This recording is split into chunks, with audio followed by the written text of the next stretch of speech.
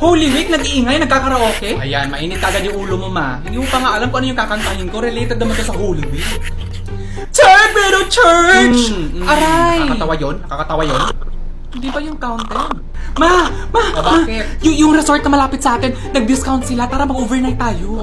Holy Week, anak? Tapos gusto mo mag-overnight? Bakit? Kailangan ba day tour lang? Hindi pwede. Kailangan, andito lang tayo lahat sa bahay kasi kailangan natin i-observe yung mga sacrifices ni Jesus para sa atin. Ay, pwede naman natin siyang i-observe sa beach. Oo, kasi may YouTube channel akong alam na nagpapalabas ng mga misa. Pwede natin i-observe doon. Gusto mo yan? Subscribe ito sa bahay na to. Ay, milagro, nakapatay yung TV. Ay, oo, ma, pinatay talaga namin ni ate yan para naman makapagpahinga yung TV. Yes, ma, kasi naisip namin dalawa na paano kaya namin natutulungan si mama sa mga bills, kaya pinatay namin yung TV para titignan. Ay, nakaka-proud! Sabihin nyo, ayaw nyo lang manood ng TV kasi puros kwentong banal tsaka mga misa. Ha? Alam nyo, hindi ko alam. Pinag-aral ko nga kayo sa Catholic school eh, tapos wala kayong alam sa Holy Week. Wala namang pasok na pa Holy Week. Ano? Ihalo ang mga ingredients sa isang lalagyan. Busy naman ang anak ko dito sa kusina. O diba sabi ko naman sa'yo na pwede talaga mag-enjoy kahit nasa bahay lang. Hindi na kailangan yung mga magastos na bakasyon. At saka alam mo man, napansin ko sobrang bilis mag-load ng video tapos ang linaw pa. Hindi katulad ng connection natin dati, lagi nag-load yung mga pinapanood ko. Nag-switch ba tayo sa mas mahal na internet? Ay naku anak, nakatipid nga tayo sa internet eh. Talaga? Oo, kasi ever since na nag-switch tayo to Sky Fiber, 1699 per month na lang yung binabayaran natin. And up to 50 Mbps ang speed niyan. And eto pa ha, boosted ang speed nila up to 75 Mbps hanggang whole month of July. Kaya pala, afford naman pala yung mabilis na internet. Ay naku anak, swak na internet, swak sa budget talaga sa Sky Fiber. Actually, may dalawang free wifi mesh na yan eh. Nilagay ko dito sa kusina yung isa, tapos yung pangalawa naman, nilagay ko doon sa second floor para loaded zones talaga. Oo. Ano ba kasi yung niluluto mo? Ang dami namang ingredients. Ay ano ma, ginataang bilo-bilo. Oo. Pero bakit may mantika, anak? Ay oo, inuuna ko lang yung fried chicken. Aray! Bakit? Ka magluluto ng manok, Holy Week ngayon, bawal ang karne. Malaman eh, malapit na ito maluto. Hindi pwede, palitan mo yan ng fish. Ma, pwede na to, at saka 2 piraso naman to eh. Hindi ba pwede 2 fish fried chicken? Kakatawa yun? I miss you guys.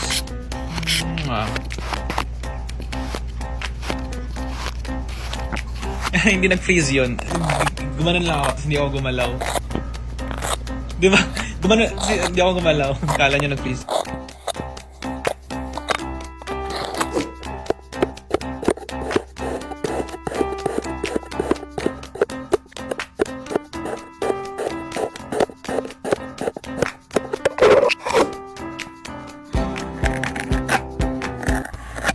Hello, be. Kailan nga tayo magbe-beach? Sa Monday, Thursday. Ha? Ano? Sa Monday, Thursday nga. Ha? Sa Monday, Thursday yun yung usapan, di ba? So kailan? Sa Monday, Thursday nga. Alin sa dalawa? Sa Monday, Thursday, isang araw Di ba ang lang. usapan natin isang araw lang tayo magbe-beach? Isang araw lang. Sa Monday, Thursday. So kailan nga? Monday or Thursday? Ha? Para klaro, sa sa Huwebes Santo. Oo, yun. Okay Sa na? beach? Ano sa beach? Tinanong mo ako kung saan tayo sa beach. Ha? Hindi ako nang wala ko ng tanong. Alam ko namang sa beach. Sabi mo ano? Be. Saan to? Nangiinis ka? Char lang. Happy Holy Week. Ikaw naman. Quintas. Talaga? Sure ako. Quintas Quintas yung hula akin. mo. O sige. Kasi di ba quintas yung dahilan? Parang nakakilala. parang quintas Oo, nga. Quintas din sa Quintas Yun din yung akin. Vape. Kasi nagbe-vape nga yung yung bida din. Oo. Litrato yung akin. Parang litrato nga. Litrato kasi di ba yung pag-picture niya Oo, tapos binigay niya. Litrato. Parang litrato nga. Metal straw. Metal straw. Oo, Kasi may kasi part di- nga doon na parang Oo, nalaglag yung metal straw. kita- Tapos doon sila nagkakilala. Oo, metal straw. Sapatos. Yes, sure na sapatos. Kasi di ba yun yung binigay ng tatay Oo, niya? oo. Tapos parang Diba? kaya siya Oo, nakasali diba, sa diba? competition. Tapos lagsi. Oo. True. Sapatos. Jolly Bots. Kasi bumili din kasi sila ng Jolly Bots bago yung sapatos. Hoy, kanina ka patahimik dyan. Okay ka lang? Kanina ka patahimik. Hindi. Kasi kahapon nag-usap kami ng girlfriend ko si Shirley. Tapos? Nakapag-decide kami dalawa na mag-cool down muna. Ano cool off kasi yun? Cool off, hindi cool down. Ano to? Pareho lang yun. Hindi magkapareho yun. Yung cool down sa workout yun. Cool off kasi. O kaya nga, hindi nag-workout yung relationship namin. Kaya kami nag-cool down. Ano ikaw? Masyado ka magaling. Hala, minsan bobo ka talaga. Saan ka ba nag-excel? O hindi sa laptop. Or minsan sa computer. O kaya ko rin sa iPad. Alam naman sa cellphone. Aliit-liit ng screen ng cellphone. Para mag-excel doon, mahirap. Excel, hindi Excel, tanga. Oh, tahimik ka na naman. Ha? Kanina ka pa tahimik dyan. May problema ka ba? Hindi. Iniisip ko lang yung ginawa ko kanina sa office kasi nag-submit na ako ng resignation letter. Oh. Ah. Last 1 month ko na sa kanila.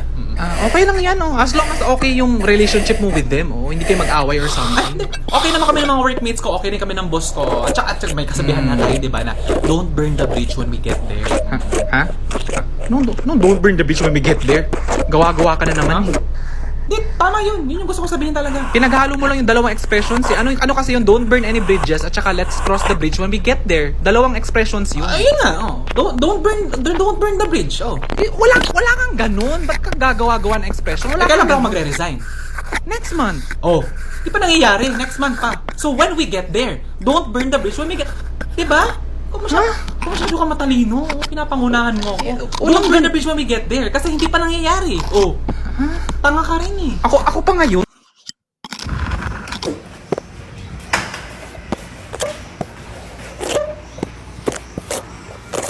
Ayoko ma-promote.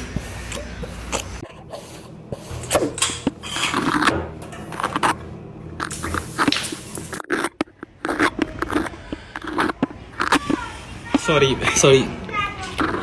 30 years old na ako pero ngayong mismo ko lang nalaman na magkaiba pala ang coconut tree at saka palm tree. Fuck. Hi guys, samahan niyo ako today sa Blackfish Coffee Bar sa Boracay. Kung ayaw niyo naman, ediwa. Para makarating tayo sa Blackfish, of course, kailangan natin maglakad ng very light since nasa station 1 siya. And kailangan niyo maging mapagmasid kasi medyo maliit lang yung sign nila sa kanto. At saka kailangan mo pa siya pasukin. I also forgot to mention na to get here, kailangan muna nasa Bora kayo. Ano to? So ayan, andito na yung favorite coffee shop ko dito sa Boracay. Alam niyo kahit walang aircon dito, sobrang presko pa rin kasi sobrang dami ng plants. Ito naman yung mga ina-offer nila ng desserts and so far yung favorite ko dito is yung sea salt brownies. This place is perfect if you want to catch up with a friend, if you want to work, or kung gusto mo lang na masarap na kape. Yun yung point nun. Ito naman yung favorite kong coffee, Blackfish Coffee na nasa CR na pala tayo. Sige, ito yung CR. Ito naman yung in-order ko, Ice Oat Milk Blackfish Coffee which is comprised of 2 shots of espresso at saka activated charcoal. Kung hindi nyo feel ang activated charcoal, ipa-deactivate nyo na lang, ha? So ayun, if ever pupunta kayo ng Boracay, I highly recommend Blackfish Coffee Bar. Kasama reveal naman, Jar. Okay, sige. Gusto nyo makita kung sinong kasama ko dito sa Boracay? Sige. Gusto nyo na i-show? Sige. Sila yung mga kasama ko, mga kaibigan ko. Bali, ito, asawa niya to. Tapos ito, natutulog naman, boyfriend niya to. So, isa akong dakilang fifth wheel. Wala namang pinagbago sa buhay ko, fifth wheel talaga ako forever. Feeling ko sa past life ko, dati akong gulong. Nasiraan ko yun ng sasakyan, tawagan nyo ako, pwede ako pamalit ng gulong. Feeling ko talaga kamag-anak ko si Bumblebee. Although nagpapasalamat naman ako kasi pinalaki ako ng mga magulang ko ng friendly, pero parang nasobraan nga lang. Papaligiran ako ng friends. Sana nung bata ako, pinahiram ako sa kapitbahay na tinuruan ako paano lumande. Sabi niya, gawan mo naman ng video yung difference kasi hindi ako makatulog sa kakaisip nito. Actually ako din, sobrang nagulat talaga ako na magkaiba pala talaga ang coconut tree at saka palm tree. So ito yung picture. So ito yung palm tree. Tapos ito yung coconut tree. Sobrang easy lang na illustration. Yung coconut tree may coconuts, yung palm tree wala. 'Di ba? Sobrang naging bobo ako doon. Actually, ngayon ko lang din na-realize na magkaiba rin pala yung palm oil at saka coconut oil. Hindi sila interchangeable. Pati yung palm sundae, hindi siya pwedeng tawaging coconut sundae kasi nga magkaiba sila. Kanina pa yung mga hugasin dyan na. Hugasan ko naman eh. Binabad ko lang yung rice cooker para lumambot yung kanin. Lumambot. Tapos ako yung paghugasin mo. Kala mo, ano yan? Ha? Kala mo hindi ko nakita? Na-atching ako, ma. Ginagaya mo ako? Hugasan mo na yan. Daming hugasin na. O ba't ganyan ka makatingin? Sa aming lahat dito, ako yung pinakamadaling hugasan. Tsura nito. Huy, kutsara ako din. Madali lang din ako hugasan. Kasi nga, di ba, partners in life tayo. Anong part? Hoy, excuse me, inuwi ka lang dito galing karinderya. Kita mo nga, hindi tayo same ng design. Ang ingay nyo. Sa inyong lahat naman dito, kayong dalawa yung pinakamadumi kasi kayo yung pinapasok sa bunganga. Ay nako, sponge. Totoo. Hindi kagaya sa akin na dito lang sa taas tumatama yung mga labi ng mga tao. Because I'm baso. I'm easy to hold and I'm easy to walk. Easy to hold, easy to... Sa ating lahat dito, ikaw yung madaling mabasag. Except kayong dumating dito sa bahay tapos ngayon, ikaw na lang yung natira. Hoy! Hiyang-hiya naman ako sa laki mo. Hoy! Makinis ako. Makinis ka nga, maitim naman yung puwet mo. Pero totoo naman. Isa ka pang mahirap hugasan, no? Lalo na pag tumigas yung mga kanin. Grabe ka, binababad naman ako. Hi guys! Hi sa inyong lahat. Kung napapansin nyo, ako lang yung gamit dito na floral yung design. Kaya pwede ba, ibalik nyo na ako sa kapitbahay. Binigyan na nga kayo ng spaghetti tapos hindi nyo ibabalik yung plato. Hi guys! Long time no sin ako, sorry. Hindi tayo nakita nung weekend kasi naiwan ako sa office. Oo, amoy nga namin. Parang awa nyo na, ipag-retire nyo na ako. Ang tagal na ako ginagamit, hindi pa ako pinapalitan. Gamit na ako. Dumaan ako sa inyong lahat. Miss ko na mag-day off. Uy, Sponge, huwag ka na umiyak kasi narinig ko kanina na mag-grab food sila for dinner, oo. Kaya naman makakapagpahinga ka na. Ay, nako, totoo yan. Kasi sa grab food, ang dami-daming options na bagay sa kahit na anumang craving. Uy, at saka ang rinig ko pa na bukod sa mabilis at convenient na nga mag-grab food, may base delivery fee pa sila na for as low as 39 pesos lang. Ay, nako, totoo yan, Tinidor. At saka ito pa, narinig ko rin na no minimum spend pala across all cities in Metro Manila at damay na rin ang mga taga Bulacan, Cavite, Rizal at Laguna. Wow! Ang galing pala talaga ng grab food! Pero pwede ba, tulungan niyo muna ako umapela sa pamilyang to, itapon na ako. Hala, di ba dating lalagyan ka ng mango float, tapos ngayon nilalagyan ka na ng tirang kanin? Oo nga, pero di ba lalagyan ka na ng lumpia wrapper ngayon? Oo nga, ba't ngayon amoy bangus ka na? Oo, lahat ng yan dumaan sa akin, kaya pwede ba, ipag-retire niyo na ako? Ma, itong Tupperware natin, matagal na kasi to, pwede ba itapon ka? Ay, wal, hugasan mo lang, tapos gagawin ko lalagyan ng mga sinulid, at saka mga pantahe. Huwag mo itatapon yung mga ganyan, sayang. Ay, wow, na-promote.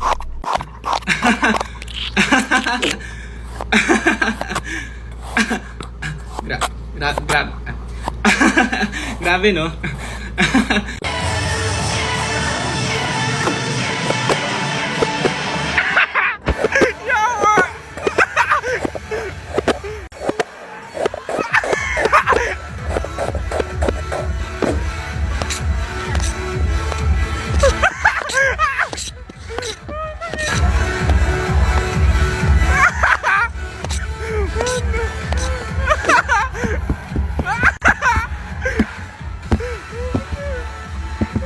Hi TikTok! Hi world! Gusto ko lang i-share na ngayon ko lang nalaman na ganito na pala yung packaging ng flat tops. Kailan pa to? Kasi diba dati yung flat tops parang hinihila tapos parang i-roll yung naka-roll yun na chocolate yun yung gusto ko sabihin. Hindi naman ako ganun ka-offend. I mean hello, packaging lang naman to. Parang akin lang naman is parang ginawa nyo na akong malaking chicken McNuggets, yung chicken sandwich na McDo. Parang anong next? Magiging ganito din ba yung packaging ng BioFlu? Hindi, yung hot shots ng KFC, ililipat nyo rin ba dito? Yung efficacy and oil ba, ililipat nyo sa Tetra Pak? Parang miss ko lang yung dati. Yung parang okay naman yung mundo dati. Ibalik na lang natin sa dati, Lord. Ibalik mo na lang yung dinosaurs. Para sa ating mga tumatanda na, na-realize niyo ba na yung bata pa tayo, tumatakas tayo sa bahay para pumunta ng parties. Pero ngayon, tumatakas na tayo sa parties para umuwi ng bahay. Hello, 911? 911? Yes po. Kasi yung misis ko kanina pa siya nagsusuka tapos nahihilo daw siya. Ano yung gagawin ko? Conscious po ba si misis? Sige.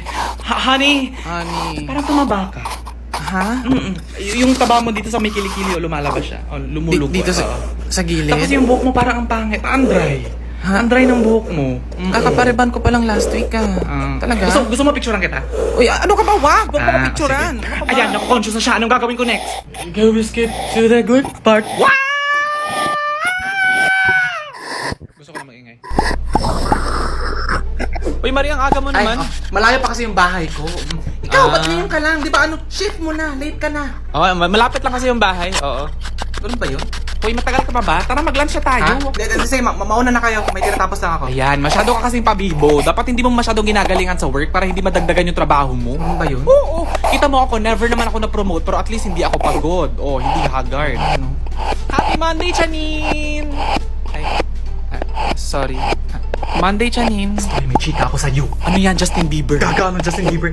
Di ba si Chris, my girlfriend na yan? Oo, 4 years. Eto nga pinagtataka ko. Ba't lagi sila sabay mag-lunch ng bagong hire?